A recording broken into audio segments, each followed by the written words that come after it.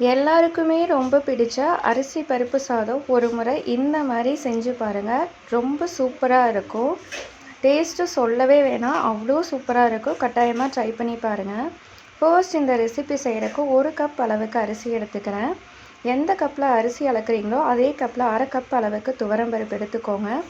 Wash பண்ணிவிட்டு ஊற வச்சு எடுத்துக்கலாம். ஸ்டவ் ஆன் பண்ணி குக்கரில் 4 ஸ்பூன் அளவுக்கு எண்ணெய் சேர்த்துக்கோங்க. 1 ஸ்பூன் அளவுக்கு கடுகு சேர்த்து கடுகு பொரிஞ்சதும் 1/2 ஸ்பூன் மிளகு, 1/2 ஸ்பூன் அளவுக்கு சோம்பு சேர்த்துக்கோங்க. இது கூடயே 1 கைப்பிடி அளவுக்கு தேங்காயை சின்ன சின்ன பீசஸாக கட் பண்ணிவிட்டு சேர்த்துக்கோங்க.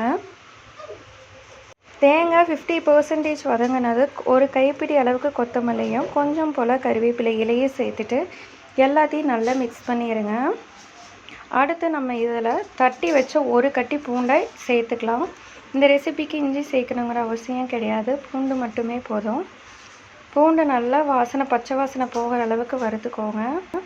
தேங்காய் இந்த அளவுக்கு கலர் சேஞ்ச் ஆகி வந்ததும் 1 பெரிய வெங்காயத்தை கட் பண்ணிவிட்டு சேர்த்துக்கோங்க. காரத்துக்கு ஏற்ப வரமிளகாய் இல்லைன்னா பச்சை மிளகாய் சேர்த்துக்கோங்க.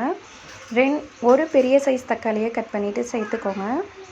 தேவையான அளவு உப்பு சேர்த்துருங்க. இந்த ரெசிபிக்கு தக்காளி நல்லா வதங்கணுங்கிறது கிடையாது. ஒரு 30 செகண்ட் ஒன்ஸ் நல்லா மிக்ஸ் பண்ணி விட்டுட்டு 1/4 ஸ்பூன் போல் மஞ்சள்தூள் சேர்த்துக்கோங்க. இப்போ நம்ம ரெடி பண்ணி வச்சுருக்கிற ஊற வச்சு எடுத்துகிட்டு வந்த அரிசி பருப்பு 2ஐயும் சேர்த்துக்கலாம். தேவையான அளவு தண்ணி சேர்த்துக்கோங்க. உப்பு கூட குறைய இருந்துச்சுன்னா செக் பண்ணிவிட்டு சேர்த்துக்கோங்க. 2 விசில் விட்டு எடுத்துக்கலாம். இந்த ரெசிப்பியில் மசாலா எதுவுமே சேர்க்கலை. காரத்துக்கு பச்சை மிளகாய் இல்லைன்னா வரமிளகாய் மட்டும்தான்.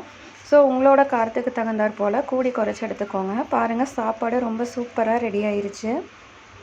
கட்டாயமாக ஒன்ஸ் இந்த மெத்தடில் செஞ்சு பாருங்கள், அவ்வளோ சூப்பராக இருக்கும். எல்லாத்துக்குமே ரொம்ப பிடிக்கும். Must try.